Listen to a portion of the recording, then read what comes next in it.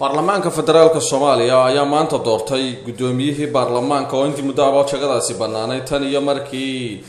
laga eriyay jagadaasi ama lagu khasbay Maxamed Sheekh Cismaan Jawaari inuu iska casilo oo xilkaasi ka tago bishan horaanteedii waxaana maanta loo doortay gudoomiyaha baarlamaanka dawladda federaalka Soomaaliya Maxamed Mursal Sheikh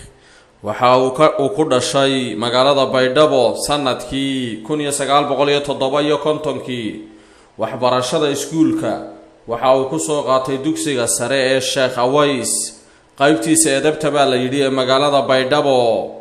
sanadkii 2014 ayuu cilmiga tiknoolajiyada ka bartay jaamacad ku taala wadanka Yemen gudoomiyahan cusub ee baarlamaanka ee la doortay ayaa rajooyin badan dadku ka qabaan waliba waxa ay dadka qaarkood intooda badan aaminsan yihiin inuu noqon doono gudoomiye u janjeera dacalka dawladda maadaama ay dawladdu gudoomiyihii hore iyadu ku lahayd erigiisa ay isku ahaaba la yidhi gudoomiye ku yara adag hoggaanka sare ee dawladda waxaase la eegi doonaa waxa uu la soo baxo gudoomiyahan cusubi dadka Soomaalida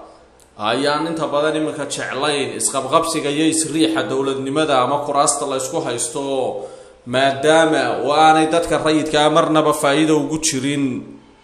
inuu qof dan leh ku guuro maalin kasta daawadayaal halka warka ka deegaysanaysaan ama ka daawanaysaan waa telefishinka caalamiga ah ee Deegaan Channel TV bartiisa